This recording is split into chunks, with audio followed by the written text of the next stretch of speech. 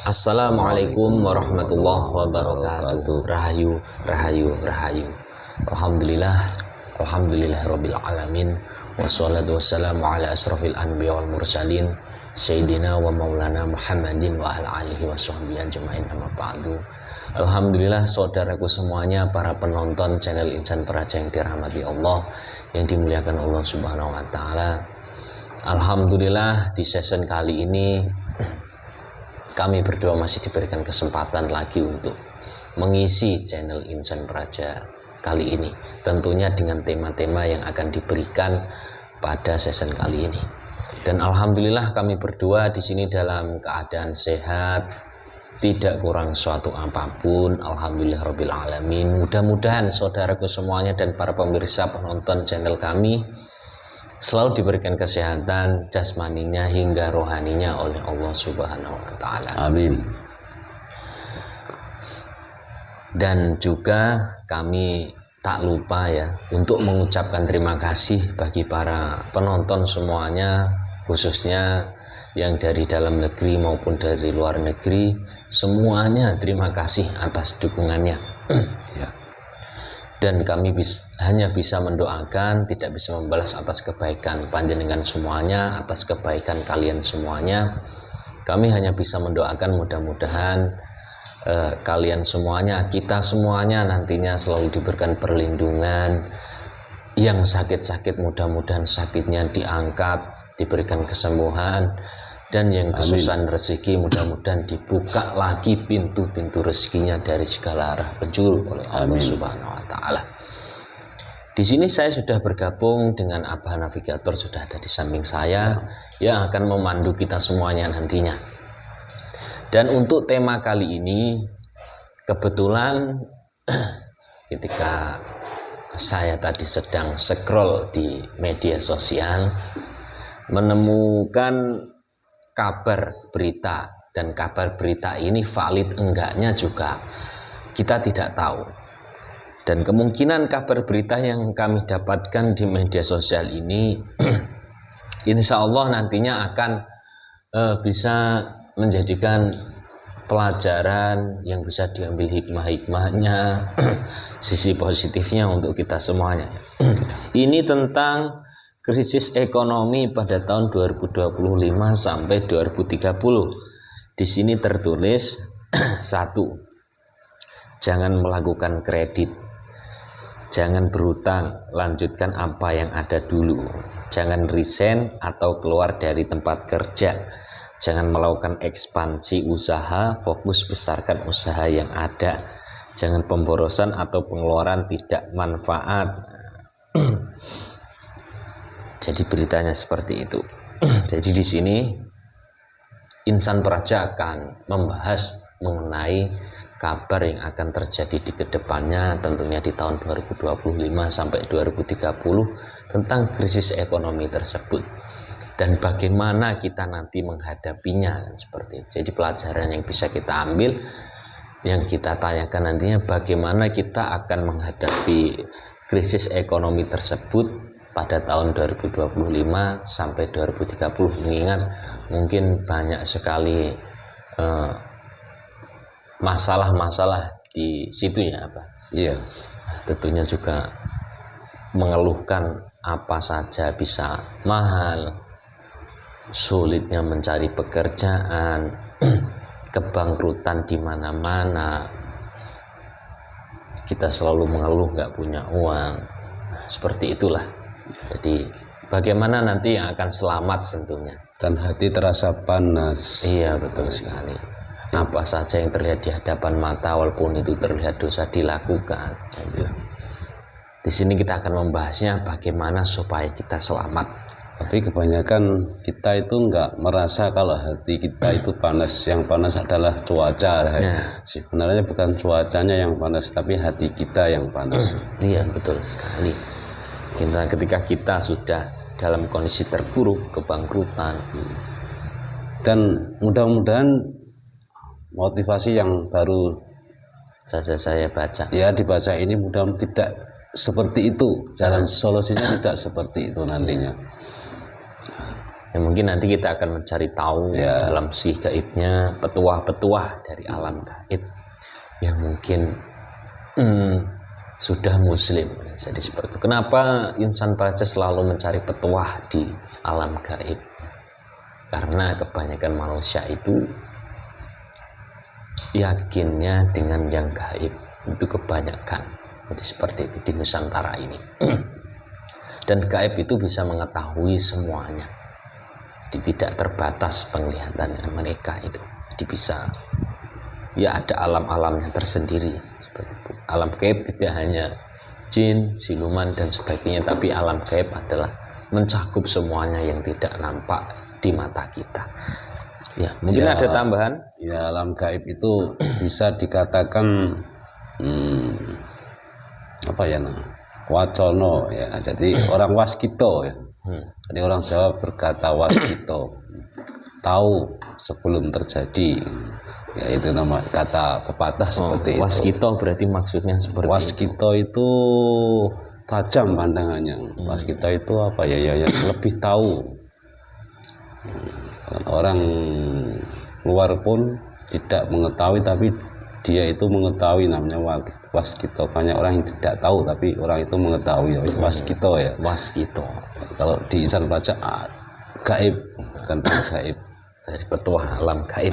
Alam gaib itu. Ya. Ya monggo kita mulai. Ya, alam gaib bukan jin saja ya. Nanti di jin aja, semua alam barzah, alam akhirat itu kan semua alam gaib. Malaikat juga gaib seperti itu.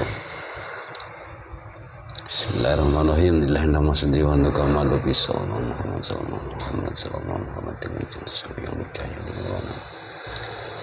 Saya kunci untuk mediator ini. Protek aktif. Kunci rasanya. Ada kita di sarang di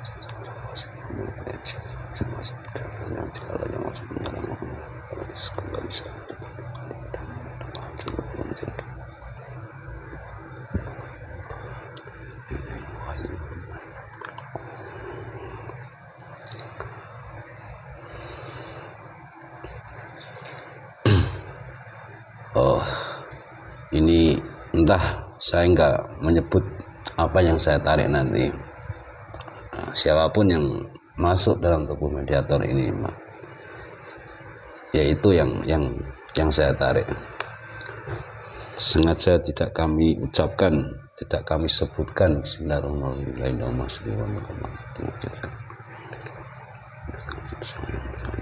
Akan saya tarik. Yang mengetahui tentang wacana di akhir zaman.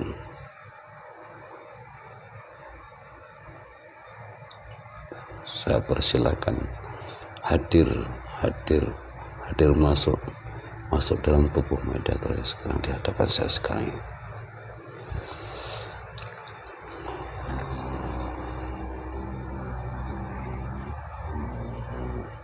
Silakan masuk menempati jasad mediator.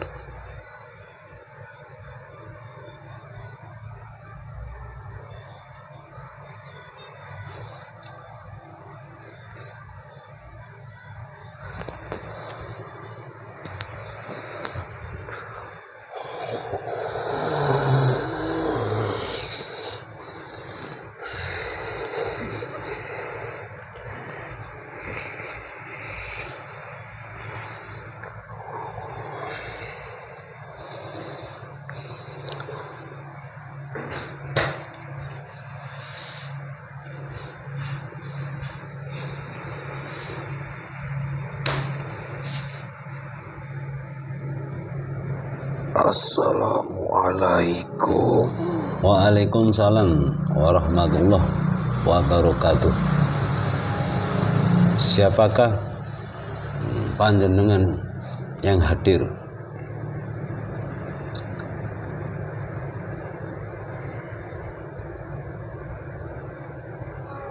Saya bangsanya yang penduduknya dari negeri Kayangan. Oh ya. Apakah sudah muslim?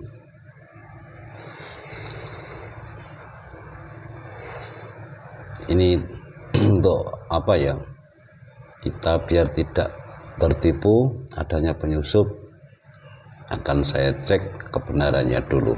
Maaf, saya akan cek dulu. Protek aktif. Apa yang dikatakan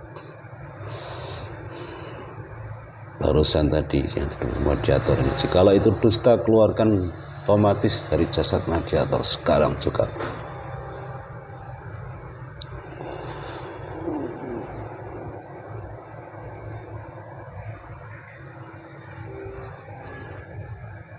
Ya, terima kasih saudara. Bolehkah saudara saya bertanya? Tentu saja. Kalau saya bisa menjawab pertanyaan yang kamu tanyakan, Ya, maka aku akan menjawabnya. iya ya. Ini mengenai proses si akhir zaman. Kabarnya konon di negara dunia, di dunia ini itu banyak kejadian-kejadian yang tidak disukai oleh manusia, tentunya kalau menurut kabar ini. Nah, yang saya pertanyakan kabar itu yang pertama, inikah mulai tahun 2025 sampai 2030 di dunia ini akan terjadi krisis sulitnya. Krisis itu sulit, masalah pangan, bahan pangan dan lain-lain sebagainya.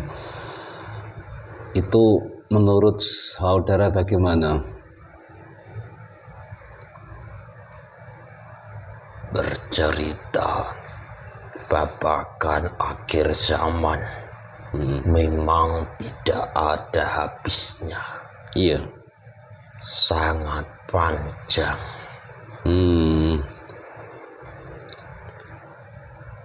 Lalu apa inti dari yang kamu tanyakan?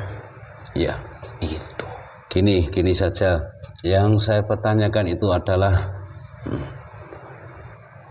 manusia di akhir zaman ini akan menghadapi kesulitan di masa hidupnya. Apakah yang dimaksud kesulitan di masa hidupnya itu, dan bagaimana solusinya menurut saudara di alam gaib? Ya, tentunya bisa diterjemahkan biar kita itu minimal walaupun sedikit mengetahui di bidang ilmu. Ya. Memang yang tidak diketahui oleh manusia di alam gaib tersebut juga semuanya para jin, dari mulai bangsa jin, bangsa siluman, semuanya yang telah memeluk agama Islam telah diperintahkan sebagaimana manusia di muka bumi. Cuma saja kehidupannya berbeda, alamnya berbeda. Oh, ya. Mereka juga mengerti tentang hukum. Hanya saja pada alam gaib tersebut tidak diperlakukan. Hanya ada di alam dunia hukum tersebut. Jadi tentang kesulitan apa yang akan dihadapi oleh manusia,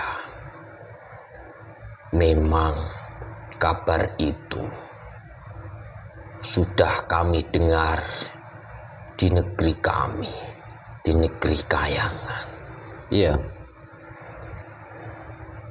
Karena hukum alam namanya itu akan segera ada dan diperlakukan dan terjadi. Mengingat sudah dekat dengan masa itu, Dan mereka semuanya, kecil maupun dewasa, semuanya akan mengalami kesulitan.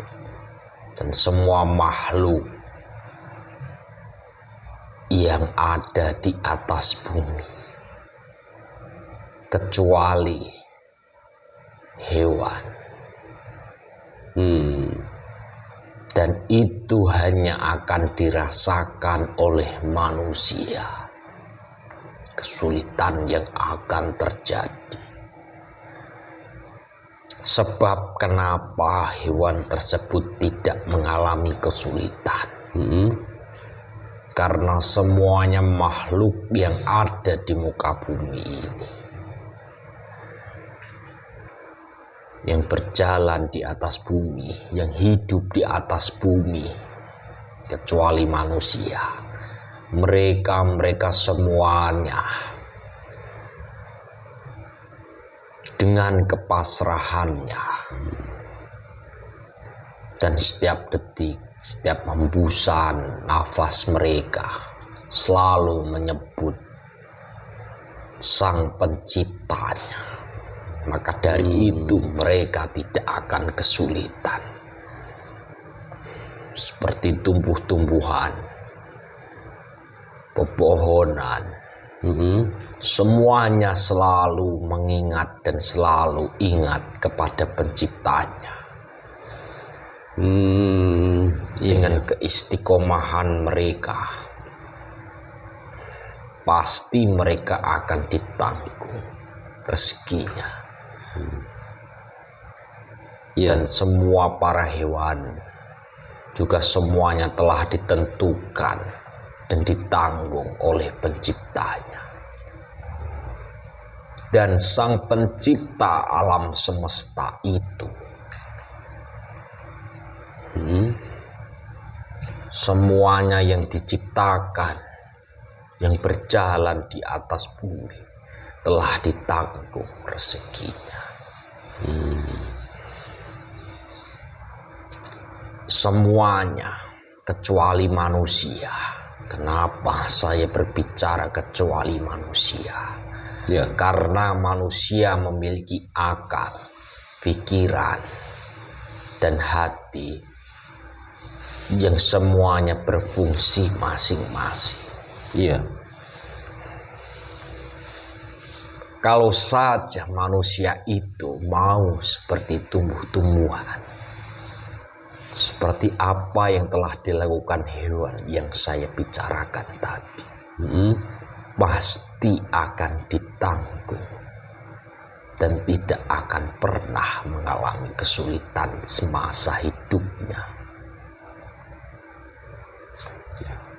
Karena suatu kesulitan itu akan didapat oleh manusia yang jauh dari Penciptanya, apalagi yang berbuat zalim, yang jalannya salah, akan dialaminya. Dan maka dari itu, selain dari itu, mereka juga akan menanggung atas perbuatan yang mereka lakukan. Contoh saja, di muka bumi ini banyak sekali manusia yang berbuat melanggar aturan hukum yang ada di dunia ini, yang telah ditetapkan oleh Pencipta alam semesta ini. Mereka langgar begitu saja, maka mereka akan merasakan dan menerima atas apa yang mereka lakukan. Banyak sekali di muka bumi ini, mulai dari perbuatan syirik, mengambil pesugihan, melakukan dosa riba,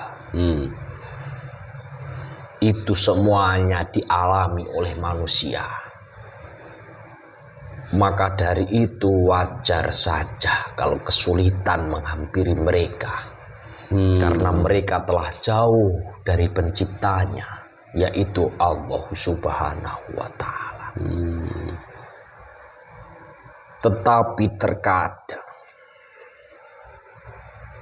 kebanyakan manusia yang secara dohirnya senantiasa beribadah dan selalu mengucap kalimat-kalimat tasbih, tahmid, tahlil dan sebagainya. Iya. Itu masih mengeluh dalam segi rezeki. Karena kesalahan mereka terletak di dalam dirinya, di dalam hatinya. Apa yang mereka lakukan itu semata-mata karena ingin dicukupi segala nafsunya. Iya. Nafsu yang sangat besar, nafsu dunia, jabatan dan lain-lain, kesuksesan, semuanya dia inginkan. Lalu mereka memberikan dan melakukan suatu ibadah seolah-olah dia menyodorkan ibadahnya kepada penciptanya dan dia meminta untuk supaya diberikan rezeki, kesuksesan dan sebagainya.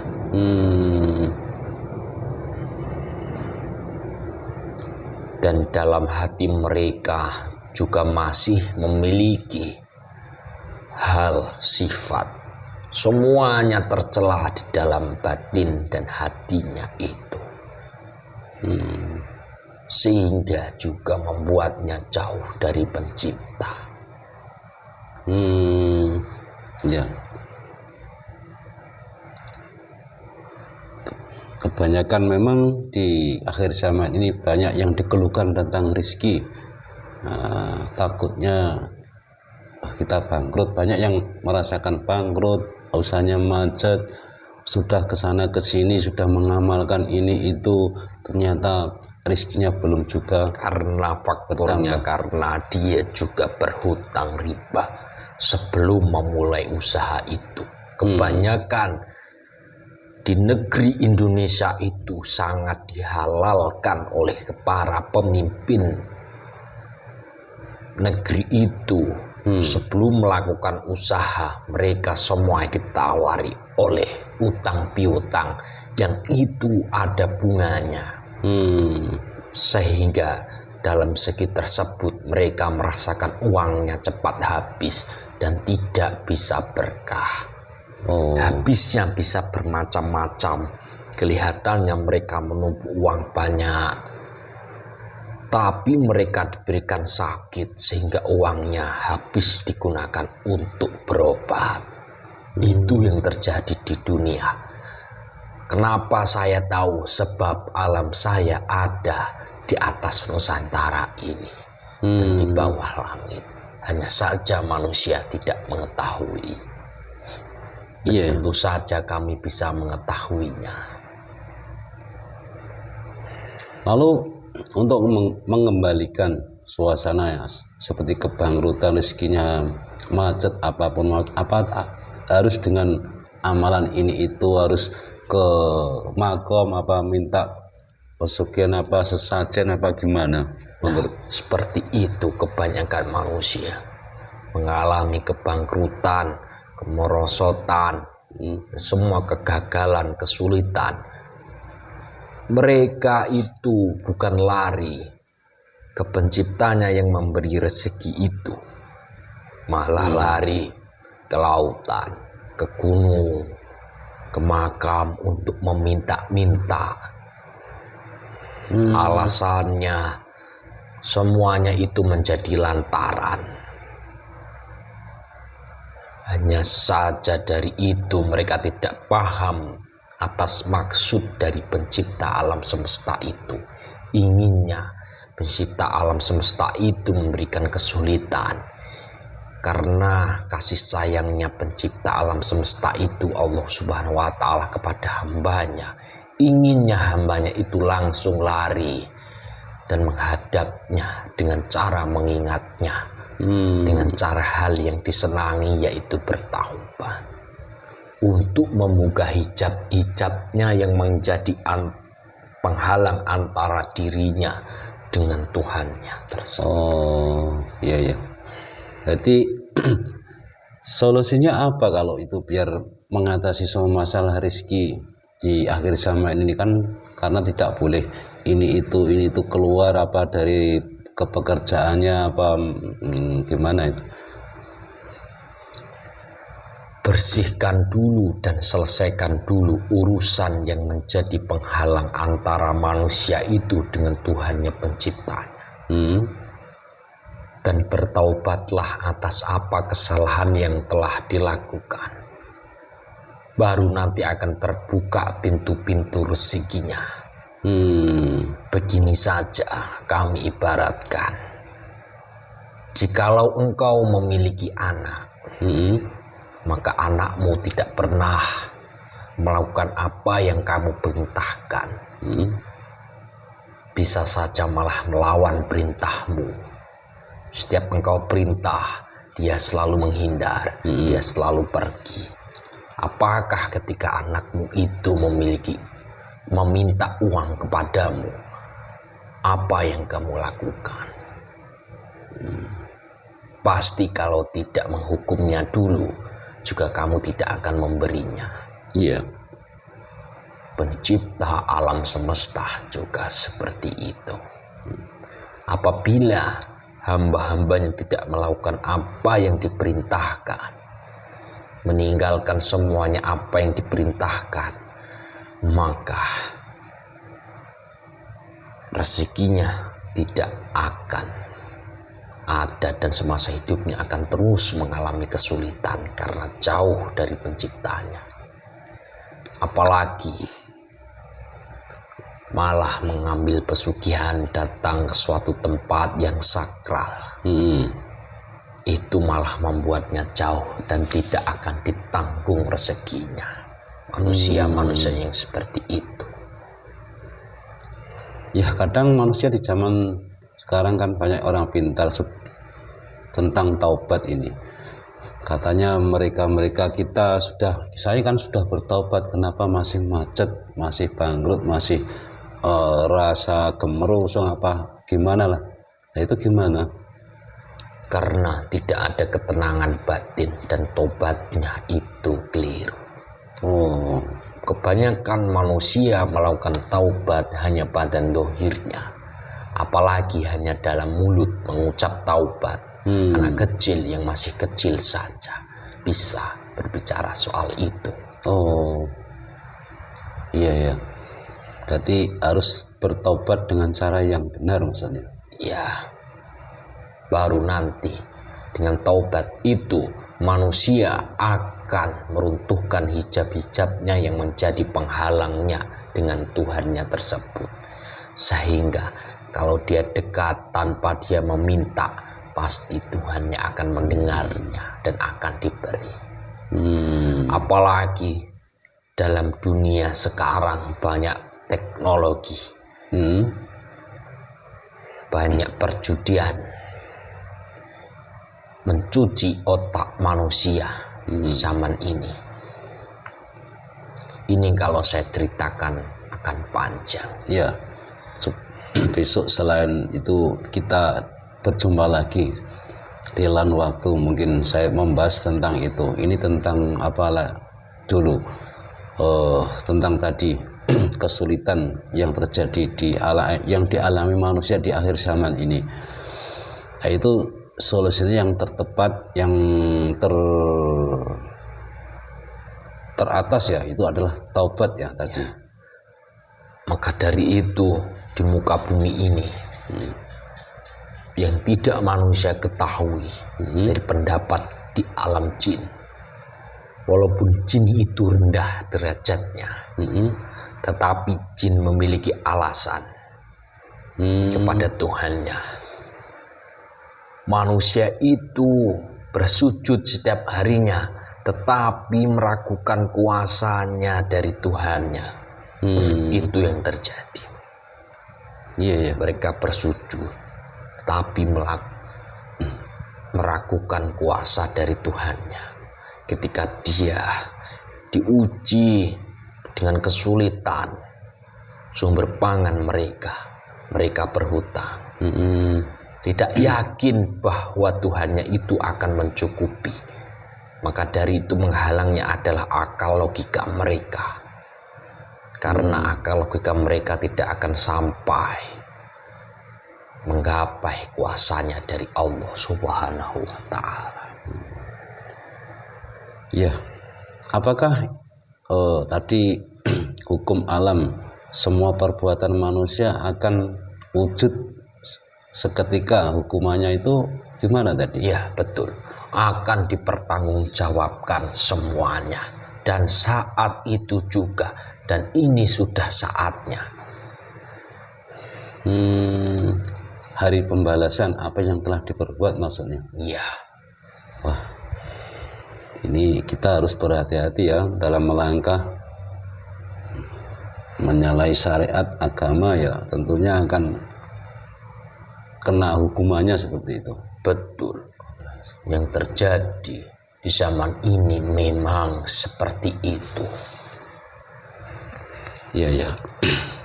Ya sudah, sementara sekian dulu. Mungkin di lain waktu kita berjumpa lagi membahas yang kelanjutannya, karena ini waktunya sudah agak lama. Saya mohon maaf apabila memanggilnya tadi kurang sopan ya. Baik. Silakan saudara kembali ke kayangan dulu.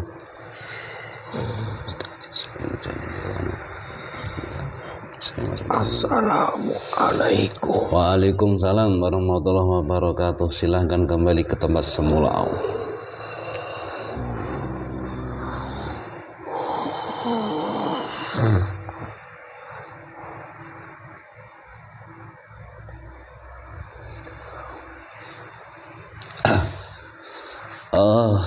Luar biasa sahabat insan percaya yang dirahmati Allah.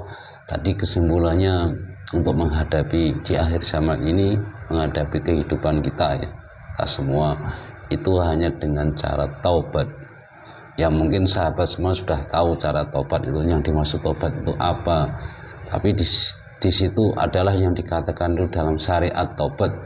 Kalau ingin mengetahui secara tadi taubat yang benar, carilah pembimbing rohani, yaitu adalah guru mursyidnya.